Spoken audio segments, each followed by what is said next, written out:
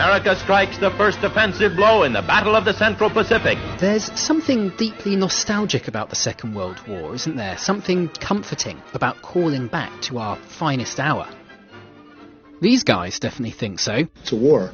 We are fighting a war on two fronts. Nous sommes en guerre.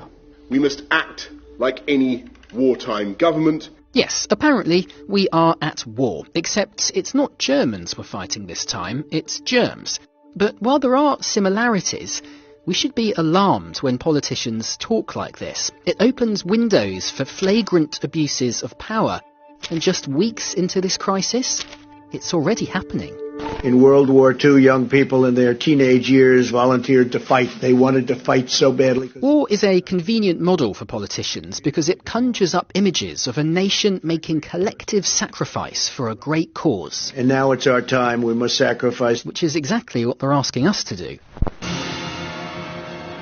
But this idea of the country uniting in the face of an existential threat is much more of a myth than we like to admit. A myth born in propaganda and raised on 75 years of patriotic war movies. All right, saddle up. Let's get back in the war. Far from being united, Americans were divided about whether to even join the war. Even as France fell to the Nazis, polls showed 2/3 of people were against entering the fight.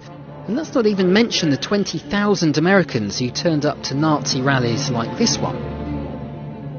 No, despite what the politicians say, war really means division. Wars need enemies, preferably human ones. The 1940s saw a series of measures which quietly deprived Americans of their liberties, all in the name of war. Days after Pearl Harbor, FDR created the Office of Censorship with the power to monitor private telegrams and telephone calls. And soon after, at least 110,000 Japanese Americans were shipped off to camps, all of it justified by wartime urgency. The drama of war lends itself to this kind of black and white thinking. Oversight goes down, corruption goes up. And if all of that sounds like an exaggeration, just remember the last time we rushed to call something a war when we didn't have to. Our war on terror begins with Al-Qaeda, but it does not end there. In the months following 9/11, secret mass surveillance programs were approved to invade the privacy of ordinary Americans. Innocent Muslim Americans were detained, while thousands of suspects were held at Guantanamo Bay with no due process whatsoever.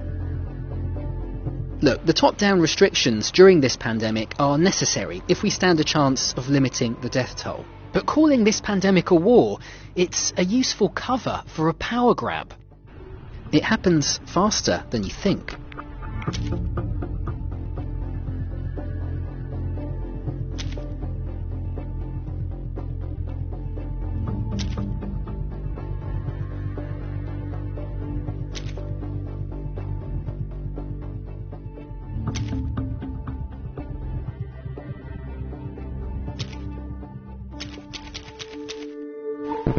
So politicians like war comparisons because they work in their favour.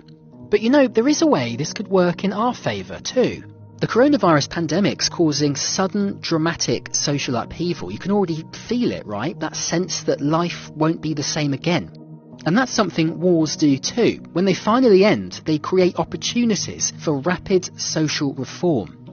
During the Second World War, 6 million women took on factory jobs, while 1.2 million African Americans served in the fight against fascism. After the war, both groups demanded equal rights with new fervour, and while the struggles took a long time and are still ongoing, the war accelerated them significantly. And take a look at this. Across the pond, FDR's ally Winston Churchill faced huge pressures for change from a nation sick and tired of poverty, unemployment and poor health. They demanded social security and universal healthcare. Now, Churchill, a conservative, resisted. And get this, in an election in 1945, just 12 weeks after he literally defeated Hitler, he was voted out of office. The public wanted change, and they got it. Soon after, the National Health Service was born. Could this pandemic open a window of change for us too? We're only weeks in, and already it's revealing the inequalities at the heart of our system.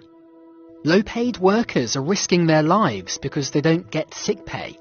Undocumented migrants have no support while politicians profit from insider trading. And in the richest country in the world, the insane cost of treatment makes some Americans afraid to even get tested. When all this passes, we might discover that rare gift, a threshold where the status quo has been destroyed, the rules turned upside down, a system exposed as unfit for purpose, and a people who've been through hell and have had enough. And in that moment, what will we demand?